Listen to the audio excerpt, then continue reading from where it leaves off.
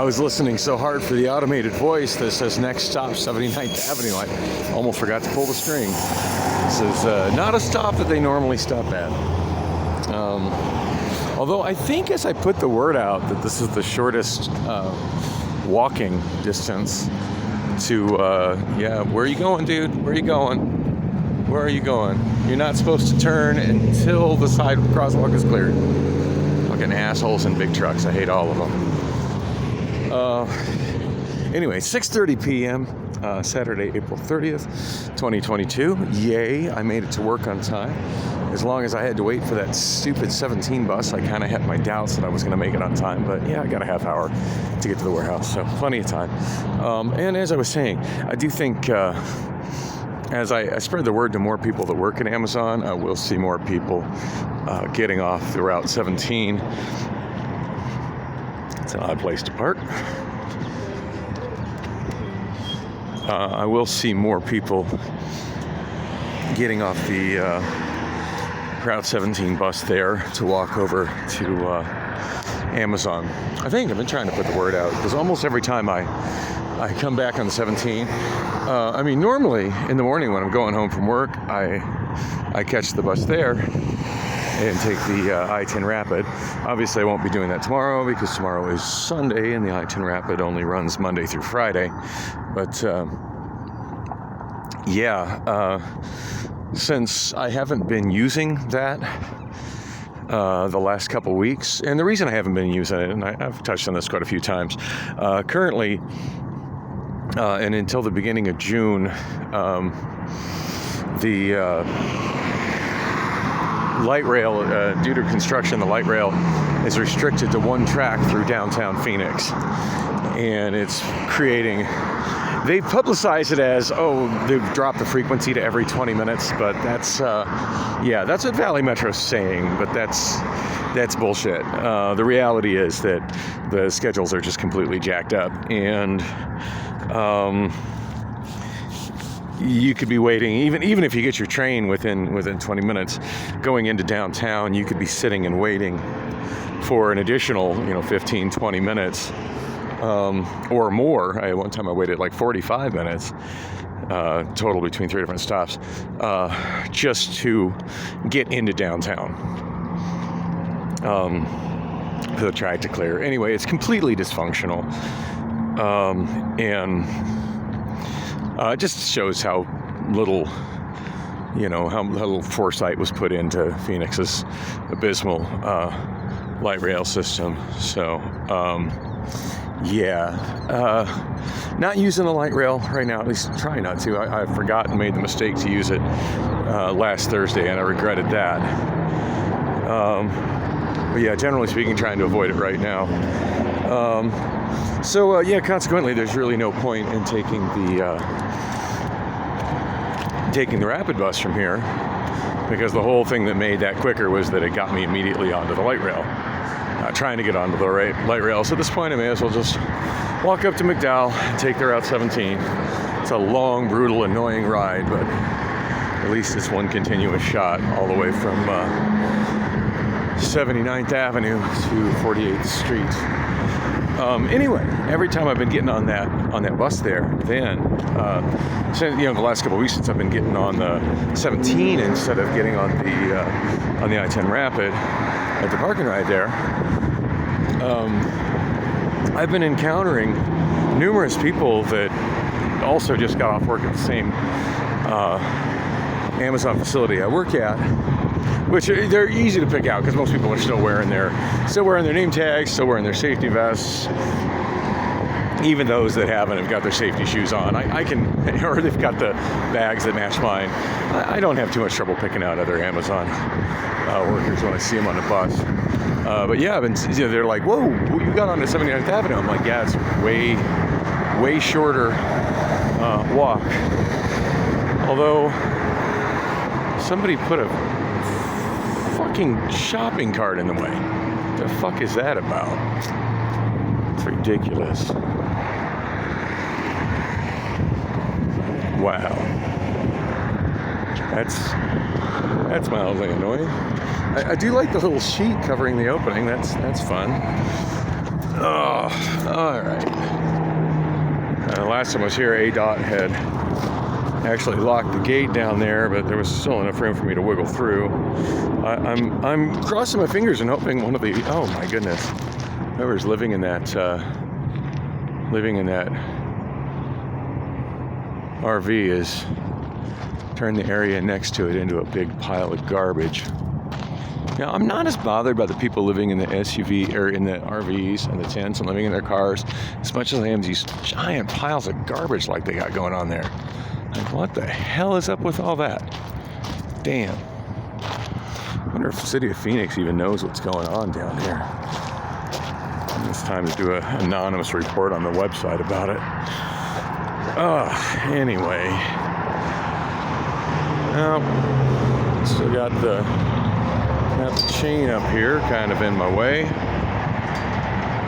I was kind of hoping some of the homeless people here would have cut that chain by now or cut the lock, but there's enough room for me to shimmy under it. It's just kind of annoying. And it looks like the homeless people have left new piles of garbage there, new piles of garbage here. This is just straight up garbage. Like, why is all this shit here? What are these homeless people doing with all this garbage? Like, I'm kind of a hoarder and I just see nothing of any.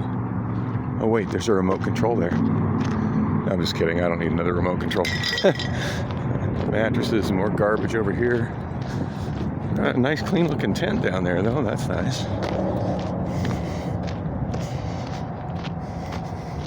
Now, the other day when I walked by here, these tents off to the right, there's a guy that's got like a big truck with a non-matching hood, but it's otherwise a pretty nice big truck. It's been parking next to the tents, and there obviously some kind of connection between the people living in the tents and the people living in that rather nice RV. And if you listen, you can hear their generator going. I don't know if you can hear. I can hear it. I'm not sure if the microphone's picking it up. But you got a generator there on the back of the RV, and it's still there. They got an extension cord going across the street here. And granted, this is dirt. It's really not much of a street, but it's still technically a street. Wonder if I can see it today. No, but it's not visible. So on the side of that tent, there's the extension cord going across the road to the generator on the RV.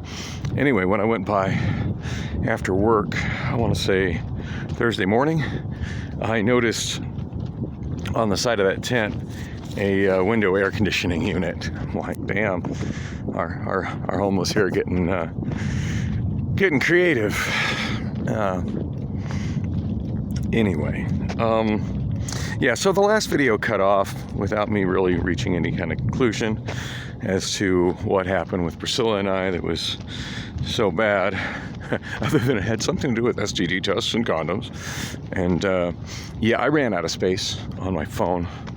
And I mentioned that I had another video cut off a couple days ago, or maybe it was yesterday, where I ran out of space on that SD card, that 64 gig SD card. Oh, I'll never fill up. That's so much space. I'm out of space on it.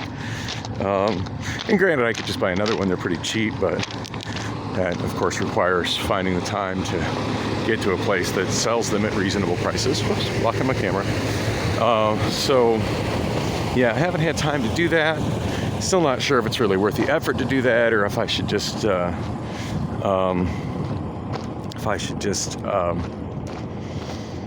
delete some of the extra ones. Videos I've already uploaded. It's like, why am I even saving these? Just delete them. Of course, there's always that chance YouTube could just nuke my channel, and then I would have lost all that stuff. But it's debatable as to whether anything of value would have been lost. And there's another van that I see people living in here. It's not in the usual place. It's actually legally parked on the side of the road, so different. That van has been part of the homeless population here by the warehouse for as long as I've been coming to work here, which is over 3 months. I don't really have time to address the whole story about Priscilla. But suffice it to say that a fun experience happened that I can pretty much guarantee will never result in her trying to push the issue of condoms again. And I will go into detail on that, just not today. And yeah, of course, her whole thing of, oh yeah, well, I would be having sex with you if you did this and did that, the this and that being bought condoms and got an STD test. I did get an STD test. I'm completely clean. That's comforting, which is, it genuinely is comforting, because I didn't know absolutely anything about Crystal. So she's kind of a freak. So, yeah, I did take a definite risk there, and it is comforting to know, for my own sake, that I didn't get any horrific type of social disease from her. So that's a good thing. But as far as, oh yeah, well, that's why I'm not having sex with you. Yeah, that was just a load of shit. As of course, now that that's been taken care of, it's some other excuse. It's always some other excuse. I just want her gone. I really do. I mean, there's just no other way around it. I just want her gone. I'm just not happy with her at all, ever. So why am I going to work on a Saturday? That's a good question. There's a thing in the Amazon A to Z app. I'm always talking about how I take extra days off just because I can, because I go to the A to Z app and there'll be a tab where I can do voluntary time off, and it's just so convenient to be like, yeah, I think I want the day off. Click. There's also a tab going the other direction for working additional shifts. And I've looked at that several times. There have been times I've been thinking about, God, it'd be nice to, actually get some overtime or get some extra days to pick up ones that I've taken off. But there's just never anything available. And I shouldn't say there's never anything available. There's never anything that's available that I can take. They always show some stuff available, but it will list reasons why I can't take it.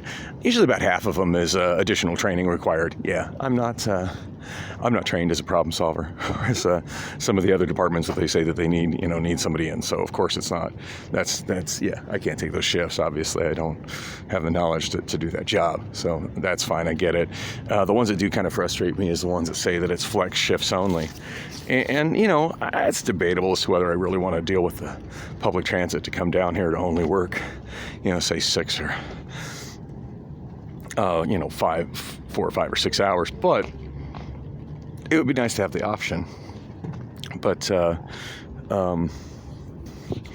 I'm designated as a full-time employee, and HR has explained it to me that those shifts are specifically only for part-time flex employees. So anyway, I did have a couple times where I've had pop-up messages that have shown up on my phone, push-through messages saying, "Hey, a shift is available. Click here if you're interested." And I just haven't clicked it, very quickly. And by the time I clicked it, it was gone. Anyway, this time when I got home from the bar last night, from walking home from, I walked home from I walked home from the Hideaway and went to QT. Anyway, as soon as I got home from QT, I looked at the messages on my phone, and sure as shit, there was one of those from Amazon, and I clicked on it, and it probably helped that it was at roughly 3 o'clock in the morning when not too many other people would be looking at it. But yeah, it was there, it was available, and I took it. So I did mention at the end of my vlog, as I was walking home last night, early, last Friday night. I say Saturday, I meant Saturday, it's Sunday. It's Saturday evening now. But yeah, late Friday night as I was walking home, between the recording studio. I didn't walk directly home from Hideaway. I forgot. I went by Seth Moses' recording studio. But anyway, as I was walking home from his recording studio, I had mentioned that I was thinking about taking a shift through a find work app called find temporary job app called Winolo, and yeah, much rather take a shift here. And if I work this plus my additional 4 scheduled shifts, I'll get 10 hours of overtime. So that's substantial money. I'm on it. Anyway, thanks for coming with me on the walk, and I do believe on the next video I will explain what exactly I was trying to finish in the last video about Priscilla.